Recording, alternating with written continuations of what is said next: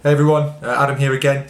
As mentioned in the last video, today we're going to be looking at the bike that I used for the Gbduro. I'll go over the setup, how I actually sort of built the bike up from when I initially purchased it, how the bike rode, handled, etc. If there was any faults, and how I could look to improve it. Again, my bike's, I would say probably like more entry level type bike. However, has been fantastic. So the bike's over here now. What I'll do is I'll take you guys around and we'll go over everything. So please enjoy. Okay, let's jump right in. As you can see then, that's the bike I rode for the Gbduro. It's a Boardman 8.9 CXR. So basically its design purposes are actually to be a cross bike. It retails for £1,000 brand new, so a grand brand new basically if you purchase it from Halfords, which is pretty much what I did. And yeah, the bike comes different to how it is now, but we'll have a look around the bike and I'll sort of discuss the parts and everything that I've changed and how I set it up for the task that was set before me. Okay, moving into the bike then, I'll sort of take you around it as I said and show you all the parts. As you can see, it is, you know, covered still. I'm going to take it out today and give it a good clean. Plenty of Scotland, Wales and England all over it. And yeah, the pannier rack and everything's going to come off today. As you can see, that's obviously down there is where the damage happens. Anyway, we'll sort of start at the front end. We'll get into the cockpit. I'll take these bags off and everything when I go to clean it. So the bike came slightly differently, had a much shorter stem, like a wide, standard sort of drop bar setup on the front. However, I didn't want to use that. I thought the stem was too short for starters, because it was designed for cross. So I changed it. I've put a Zip 110, one that I had just lying around, but it's the perfect size for me on there. Zooming in there, you can see me Team Carbon top cap. That's nice little thing to look down on. NGU, never give up, just to remind me to keep pushing those pedals. That was a nice little thing to see. Anyway, back onto the cockpit then. I actually bought these bars. I'll put the site in the description, but they're red cycling handlebars. I think they cost me £18. They're an alloy bar. Again, they're not the lightest, but they had the wide flare on them, which is what I was after. I wanted that stability when I was going down hills, etc. And you can see, obviously, it kicks right out on both sides. Quite a large flare there, which I found was really useful because it meant I could sit my, my bag and everything in here. Still had plenty to get down onto the drops, and actually going downhill with all that weight and everything on it was really good. Sitting nice and wide out here, found that was really comfortable and really useful. So actually, I mean, they were an absolute bargain, and I will be keeping them on there. Groupset, actually, as we're here, it's just SRAM Apex throughout, hydraulic disc. It was adequate, did the job. The only thing I would probably change, just coming away briefly, is that's only a 42. It comes with a 44. The smallest they do on an Apex is a 40. So there was times when I was cursing it pretty much day one in Cornwall because I wanted much smaller for spinning. Anyway, back round to the top then.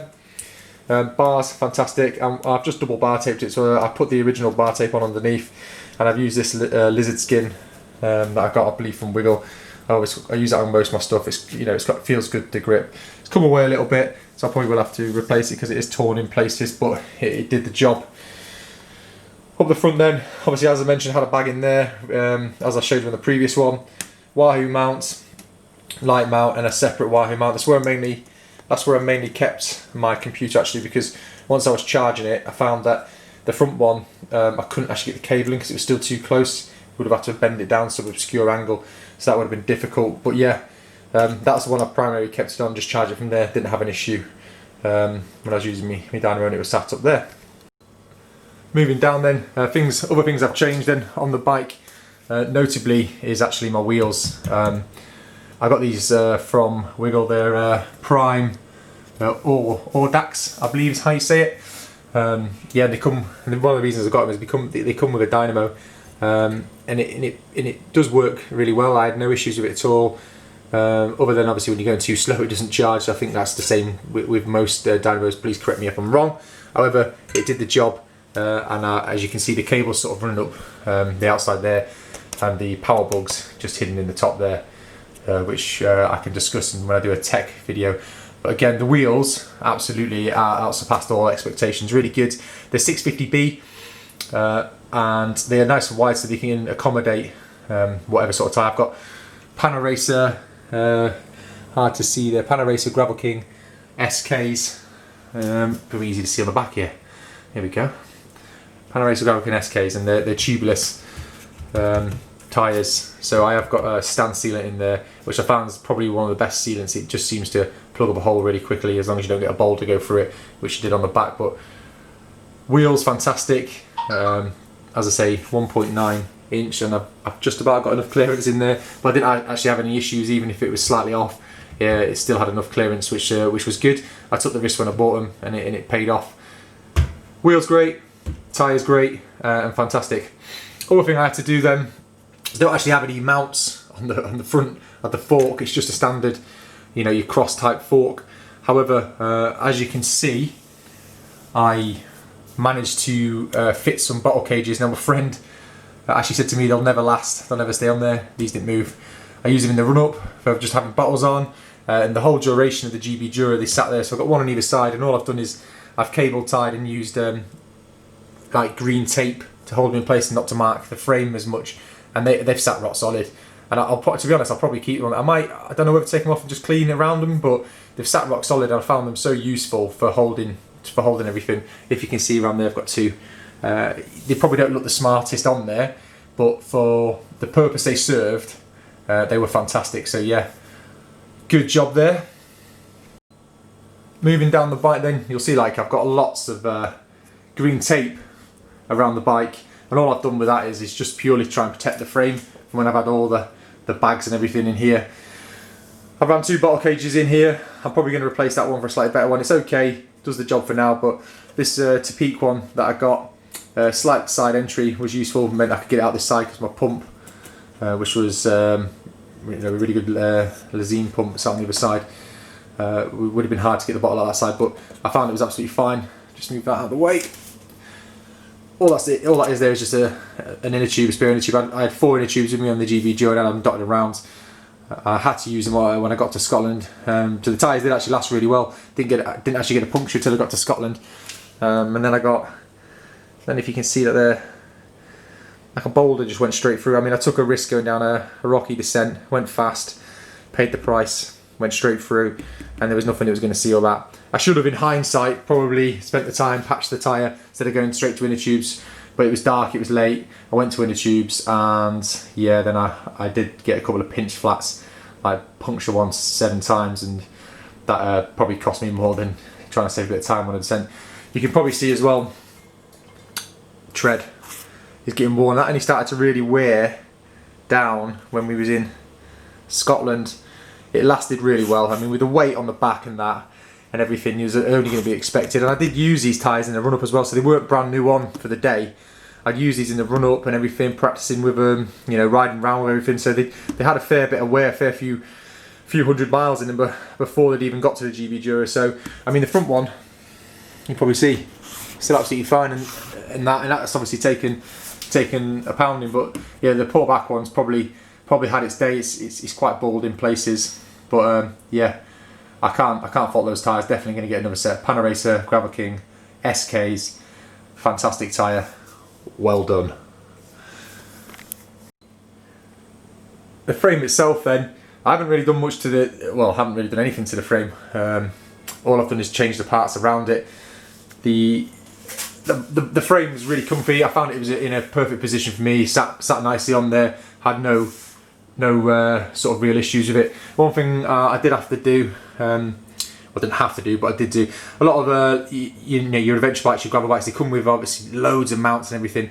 Unfortunately, on this bike, because it's only designed for cross, it comes with two mounts here and there, and the ability to put a pannier on it. But other than that, you don't get loads of mounts. So again, using beautiful cable ties and green tape. Had this tool this tool pot thing, whatever you want to call it, that you would normally put into a bottle cage. Had that, and I thought, well, I could probably make that fit on the bottom like one of them. So I managed to make a few little incisions in the bottom there, like a doctor. You probably can't see really through there. There's a lot of muck and stuff, but yeah, I managed to mount it using green tape and that sat there perfectly the entire time. It doesn't get in the way of the pedals or of me, you know, riding or anything. Sat there, kept all my spares in there nicely. It's, you know, it does open. It's a bit stiff at the moment, but yeah, I'm glad it's stiff shut, if I'm honest, because I don't want to lose anything. But yeah, that was fantastic. Kept my spares and everything in there, and it obviously just meant it took a bit of storage space away from out the bag and kept things a bit tidier. As previously mentioned, only a 42 on that. That's the downside to having SRAM Apex. It's a good group set. I mean, you do get a good group set for the money, and for a lot of things, it's probably you know, ideal. So for most other rides, if I wasn't carrying that weight and that, I probably wouldn't have noticed too much. But because of the pure weight at the start, I did think, yeah, I need a smaller chainring, or even just go to 2x rather than being 1x. I mean, I like the 1x setup and that. It's less things to worry about, particularly in this style of race. But yeah, it would have been ideal to maybe, you know, even just 36 would have done, 34, 36, something like that would have probably have done a bit better for me. Anyway, that's what I had. So the legs paid for it. They had to dig in, but it worked, and we got by. Pedals, just your normal SPD pedals. They're just the Boardman ones as well. I bought them from Halfords. They're actually the same as the Shimano ones you can buy, but these ones actually come up lighter and cheaper. So that's what I went with, the Boardman ones. No issues with them at all. They've taken actually quite a beating. You can see where I've had to would have been whacking rocks and banging pedals and that, but that's just to be expected. But that's just a few war rooms and extra stories to tell when it's put away.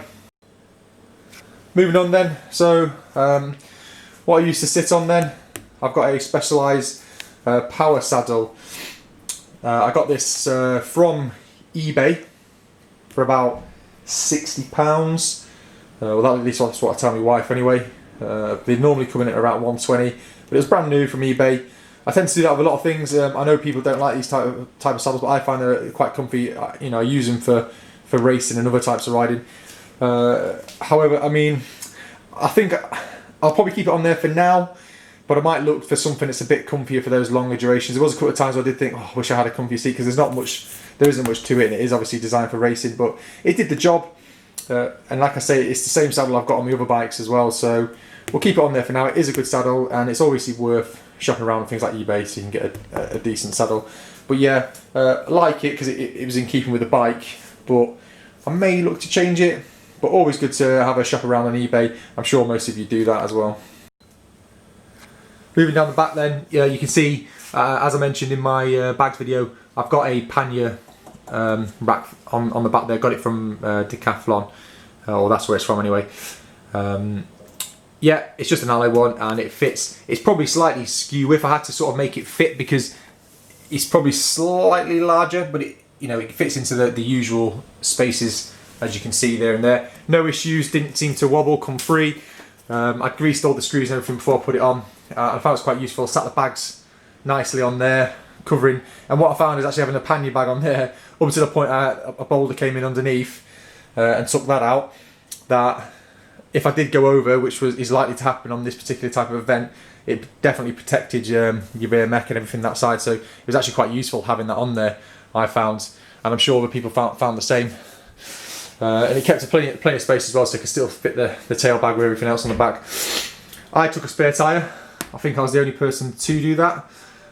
Please correct me if I'm wrong, but it looks it's taken a bit of bit of the elements with it, but it's a brand new tyre. Just got it on there. I took that as a spare, just in case, because as I've mentioned down here, that was getting worn, and if we had to go much further, I would have probably had to have used it.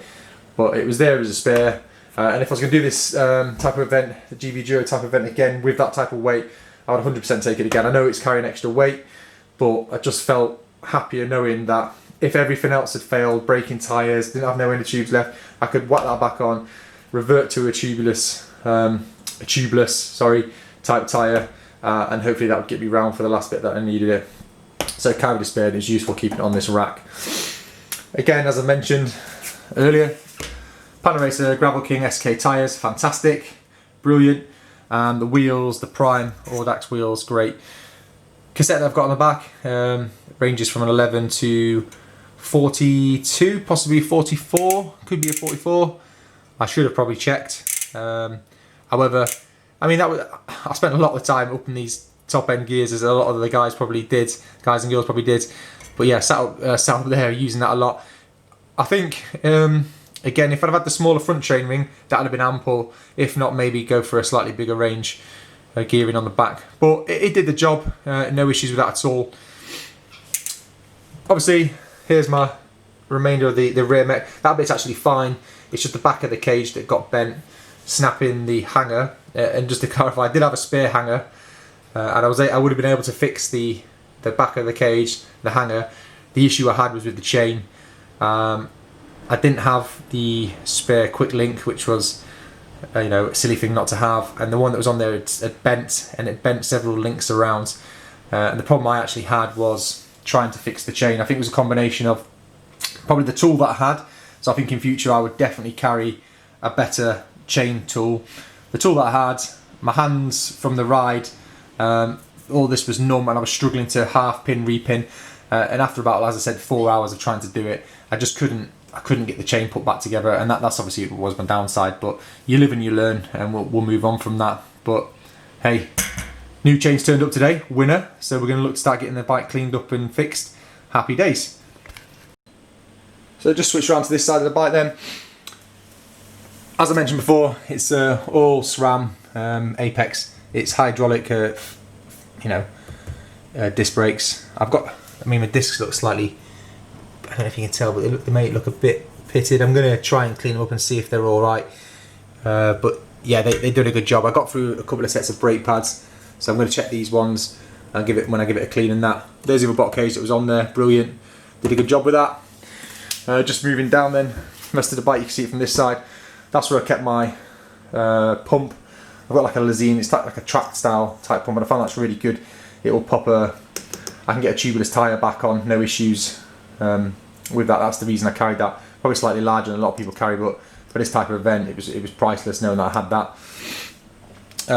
I didn't have a power meter, which I do on the other bikes, but it's not compatible to change it over on these ones. So, I wasn't going to go out of the way to buy another one just so I could see some numbers, which I would have loved to have done, but, these things, it's on the other bikes, so, hopefully that's something I can do maybe to upgrade, just so I can look at, what I'm sort of putting out, and that would be quite interesting. A lot of wear and tear, a lot of dirt and that, but I guess when I've cleaned it all up, it'll look a lot cleaner and tidier. But overall, the bike's been fantastic. The braking was good, wheels were good, tyres were good. And the overall handling of the bike was fantastic. I can't actually fault it for how it performed. The handling itself with the weight on was great. It's not the lightest of bikes. I'd definitely say I was probably at the heavier end of the guys and girls who turned up to start the Gbduro. However, the bike did a job, and the only thing that failed, it was me throwing it into a rock when my shoe failed. So yeah, that's the overview of my bike, guys. I hope you all sort of enjoyed that. Had a good look around. You can sort of imagine where everything fitted onto the bike. And if you want me to do a video once it's all clean, or just a couple of pictures or whatever, I will do that for you. But yeah, that's my setup. If I've missed anything out, or you want to know anything else about how I was running it, please let me know in the comments below. But that's my Boardman CXR. I will definitely keep using it. I'm going to get it cleaned up. I think it's one of those things when you've done an event like this, you kind of fall in love with a little bit with your steed that you were riding on, and that's definitely the same for this. There's a few bits I might tweak and change. However, I can't wait to get it back on the road, or the gravel should I say, and just get it out there and start enjoying it again. But fantastic piece of kit, really did me proud. So thank you, Boardman, for this. I know I've changed a lot of parts to make it fit this type of event. However, the frame, the basic part of the frame did everything and more, and I can't fault it. So loved it, will keep it, and yeah, looking forward to riding it again soon. So that's the overview of my bike then. As I mentioned, I hope you all enjoyed that, just seeing what I was riding. I know I sort of dug into a few parts and how I broke it and everything, but I keep getting asked, you know, what happened, and so I thought I'd just throw that in there for interest. Love the bike. I will be keeping it as I've mentioned. And yeah, if you want to know anything else about it or other parts that I've purchased and where I've got them from or what I sort of recommend, happy to let you know. Just please ask me. Again, I'll keep trying to build the content, and I'll go over sort of the technical side of things as well. So any sort of tech bits, you know, the navigation system I was using, the hub that's on there, etc. What I use for charging, the power bug that I've mentioned a few times, and all those sort of bits. I'll try and do a short video on that as well if that helps you out. But overall, I hope you enjoyed the video, and look forward to the next one. Speak to you soon.